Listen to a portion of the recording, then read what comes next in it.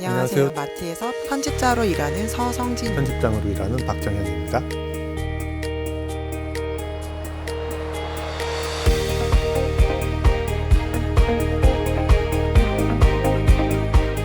그리스어로 눈이라는 뜻이에요. 그래서 아마 출판사 초창기에 처음부터 관심 있었던 분야가 모더니티와 시각 문화 이쪽이었었거든요. 그래서 그런 쪽으로 이름을 정한 것으로 알고 있고, 출판사 시작하고 한 10년 지나서부터 건축책을 내기 시작했었던 것 같아요.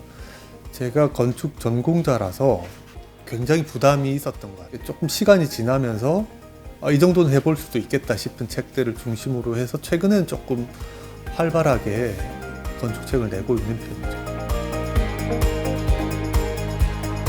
건축 출판사로 알고 계시는 분들이 꽤 많은데 시작은 전혀 아니었다라는 걸 말씀드리고 싶고, 인문사회학 분야를 중심으로 했고 음악책을 많이 냈었어요.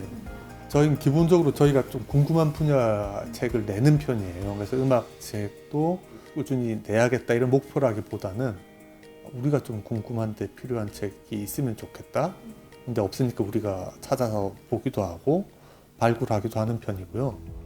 질문을 던지면 다른 동료 편집자들이 의견을 주고 같이 만들어 나가는 편이고, 그래서 기획 자체를 에이전시의 뉴스레터나 이런 쪽에서 발굴하기보다는 각자가 읽는 책에서 각주에서 발견한 책이라든지 아니면 다른 외신에서 발견한 책이라든지 질문을 하면서 본 책에서 연결 지어서 가지를 뻗어나가는 형태로 책을 기획하고 있어요. 2017년 정도부터는 마티에서도 젠더 관련해서 책들을 좀 쌓아오려고 노력했고, 실제로도 1년에 한 1종에서 2종 정도는 꾸준히 내왔던 것 같아요. 혼자가 아니라는 감각이라는 책인데요. 베를린에서 5년 정도 거주하면서 사회운동 단체에서 활동했던 최혜원 선생님의 책이거든요. 거기에 보면 노령 여성들이 모여 사는 공동 거주 공간 같은 곳이 있어요. 일종의 협동조합 주택 같은 기획이었거든요. 여성들을 위해 열려있는 작업 공간, 공예 공간 같은 것도 있고, 다양한 형식으로 여성을 위한 공간을 기획하는 사례들이 많이 나와요. 저는 여성 전용 공간에 대한 무관심, 무감각 혹은 반감이 다 한국에 뒤섞여 있다고 생각해요. 특정 성별에 대한 전용이다라고 생각하는 순간 반감이 일어날 수 있다는 걸 아주 이해 못하는 건 아닌데, 그 공간이 왜 필요로 하는지로부터 생각을 하면 그들만을 위한 공간이 필요한지에 대한 이해를 넓힐 수 있는 계기가 될 수 있다고 생각하거든요. 근데 베를린의 사례를 먼저 접하면 이해관계가 아주 얽혀있지 않으면서 조금은 한 발 떨어져서 다른 생각을 할 수 있지 않을까, 낯설게 보기를 통해서 가까운 데서 할 수 있는 일이 무엇인지 찾을 수 있지 않을까 생각합니다.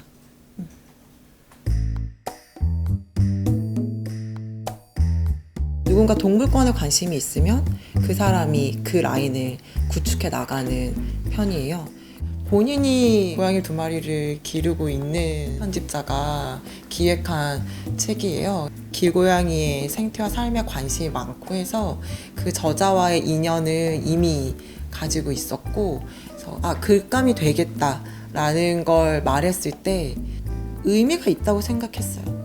사람의 일, 고양이의 일도 다 각자의 동네에서 고양이에게 밥을 주는 캣맘이나 캣디디들이 있는데, 그 사람들이 각자 그냥 자신의 만족 혹은 자기가 고양이와 맺은 개인적인 관계를 개인의 이야기로 경험으로 가지고 있다가 저렇게 책이 나오면 저것이 내 얘기일 수 있고 나에게 공감해주는 사람을 발견하는 어떤 안도, 이런 것도 있거든요. 그래서 이 이야기가 대단히 화제가 되지는 않을 수 있지만 이 책이 그 안에서 하는 이야기 자체는 서로한테 의미를 가지면서 화제가 될 수 있거든요.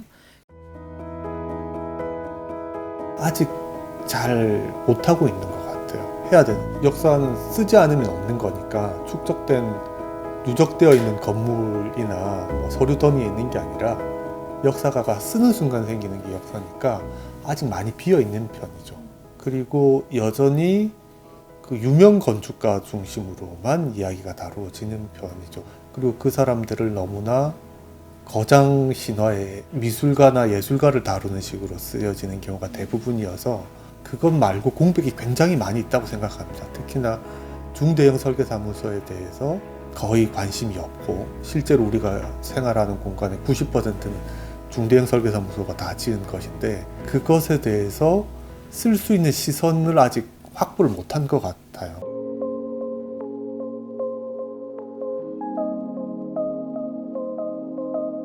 건축 역사책의 빈 공백을 메꾸는 책들을 조금 내보들 싶었어요. 그래서 그 케네스 프램튼의 모던 아키텍처는 현대 건축에 관한 한 권으로 된 책들이 국내에 없는 편이었기 때문에 그간 그 공백을 메꾸고 싶었던 게 있었고, 박철수 교수님의 한국 주택 유전자는 또 한국 건축 역사 쪽에 약간의 공백이 주거에 대한 관심이 없는 편이잖아요. 그 공백을 거의 완벽하게 메꾼 책이라고 생각이 드는데, 최근에 박인석 선생님의 건축 생산 역사도 독특한 책이에요. 서양 건축의 역사를 양식이나 예술사의 흐름으로 쫓는 게 아니라 생산과 구조의 측면에서 쓰신 거라 굉장히 독특한 시선이라고 판단을 했어요. 전후 일본 건축 같은 경우도 건축계에 계신 분들은 다 아실 거예요. 가슴에 손을 얹고 생각하면 20세기 내내 한국 현대 건축이 얼마나 많은 일본 건축을 참조점으로 삼았는가.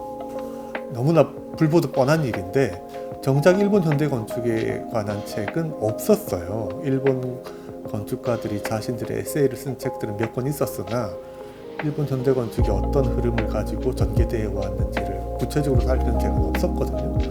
그런 측면에서 조현정 교수님 책이 그 공백을 어느 정도 메꿔줬다라고 생각이 듭니다. 그래서 저희가 지금까지 건축 역사책을 내왔던 거는 한국 건축 역사 서술에서 약간 비어있는 지점들을 조금 먼저 메꾸자라는 식으로 준비를 했었고요.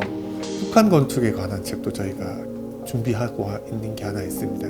1945년 이제 전쟁 끝나고 분단되고 나서 40년대, 50년대 북한에서도 엄청난 재건의 시기였는데 그때 평양에서 도대체 어떤 건물들을 지었는지를 추적하는 책을 쓰고 계십니다. 저는 사실 도서관에 살아있다를 생각나긴 했거든요.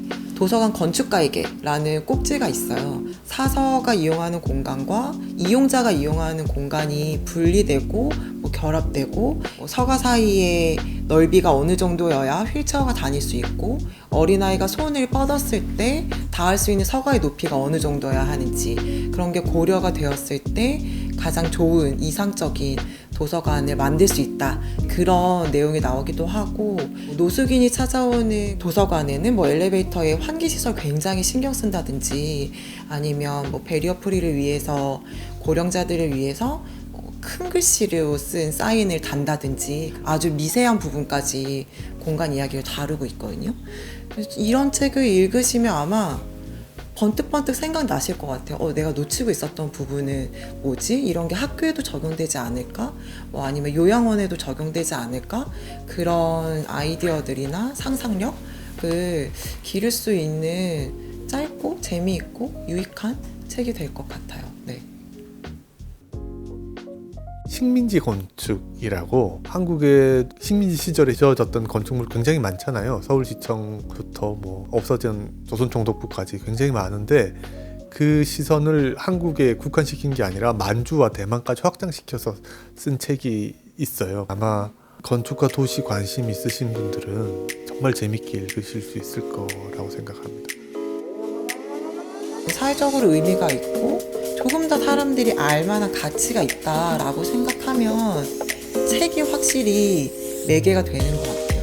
분명히 조금은 더 힘을 받는 것 같거든요. 많이 읽는 게 제일 중요한 것 같고 많은 독자들은 대개는 출판사를 인지하고 책을 사는 독자들은 정말 핵심 코어 독자군이고 대부분의 사람들은 모르는 것 같아요. 출판사의 존재 자체를 잘.